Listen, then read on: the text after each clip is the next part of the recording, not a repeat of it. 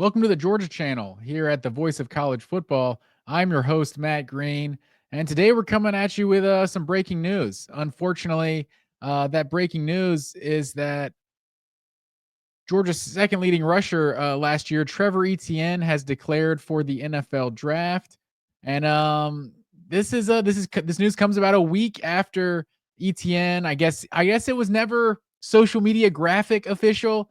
I guess it was just kind of reported that Etienne said he was going to be returning to Georgia next year. But until you see the social media graphic, it's like picks or it didn't happen, right? Social media graphic or it didn't happen. That's where we're at. I don't know where a player's going until I see the legit graphic put out on social media.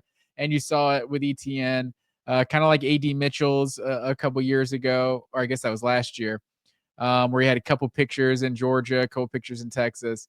ETN had a couple pictures with Florida, a couple pictures with Georgia. He's definitely my favorite Florida Gator of all time. I think he ends up at Georgia, so he's a Bulldog in the database. But obviously Georgia just had him for the 1 year, which was unfortunately probably his worst statistical year in college. Had over 700 yards each of his first two seasons in Gainesville, Florida, and just 609 yards and 9 touchdowns this season.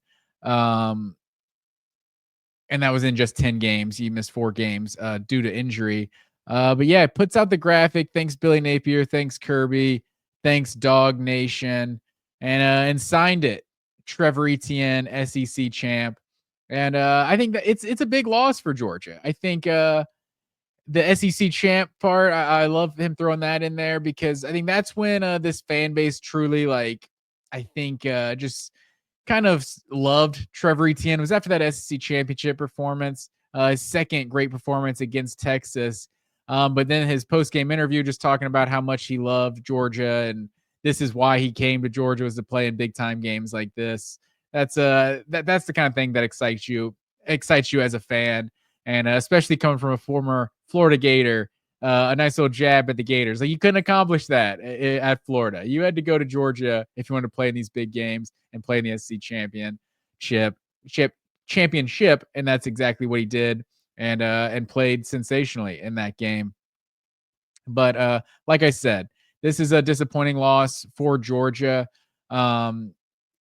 There's the stats on the screen there: 609 yards, 194 receiving yards, and 9 touchdowns. Had 32 catches on the season.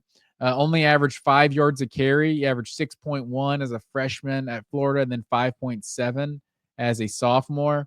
And on basically the same number of carries. He got 4 more carries this year than he did as a true freshman, and then 9 more carries as a sophomore than he did this year. So right between 118 and 131 all 3 years in college. But yards per carry, Georgia 5.0. That was the lowest in his career.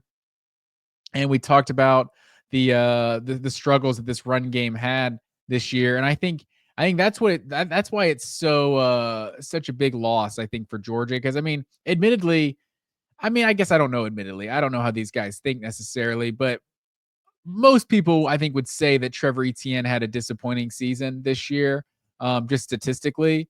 I think if you're saying that, I think you didn't necessarily watch Georgia play that much. You're more talking about, or if you say Etienne wasn't that good, you're not watching the stats, or you're not watching the games. You're just looking at the stats, because Etienne was, I think, Georgia's best offensive playmaker this year, and I don't even really think it's close, to be honest. Just like I said, the 32 catches too, he was relied on to be a big part of the passing game. And I think that's something you're going to miss next year with Gunnar Stockton, having that good, reliable receiver out of the backfield, that safety valve. And Etienne was definitely able to do that.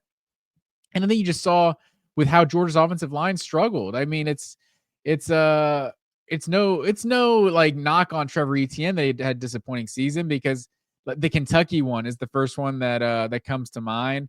I don't have his stats sitting right in front of me, but I think he had like 70, 80 yards or something in that Kentucky game.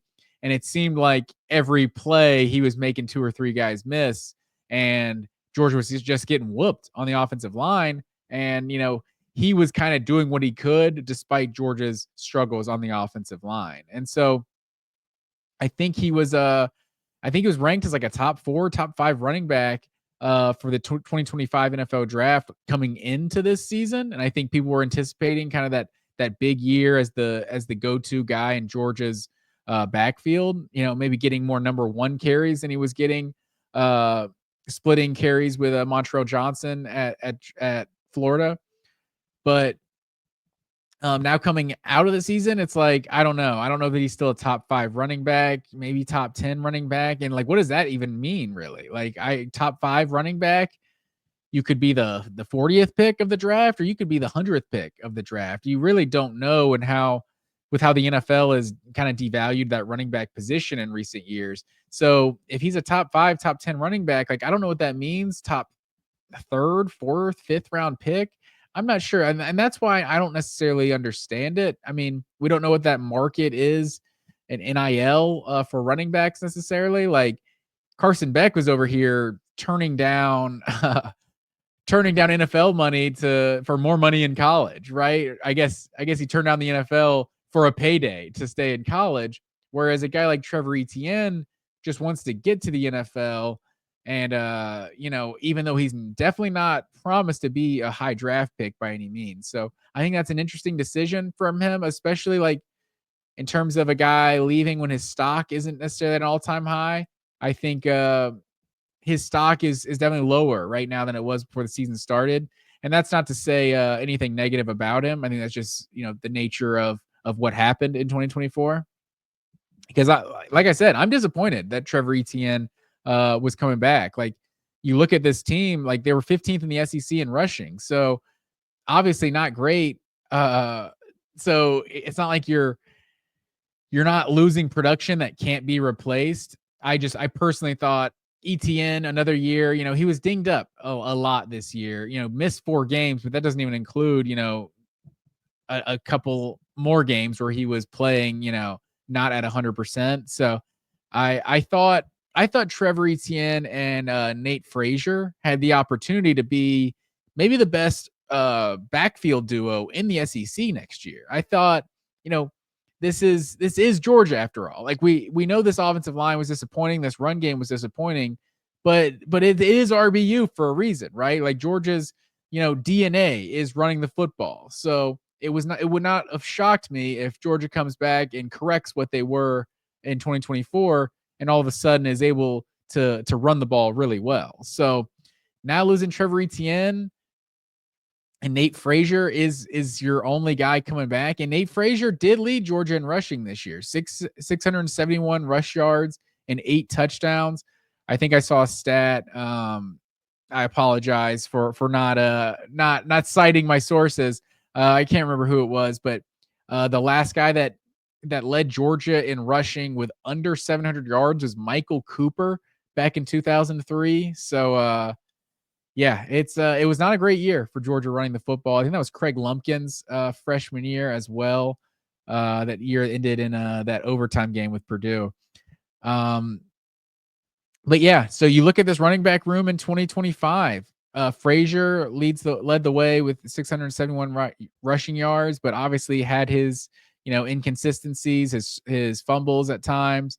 And then after that, this room is just, it went from maybe the best running back duo in the SEC to now, and I don't really know what I'm a little worried about Georgia's running back room.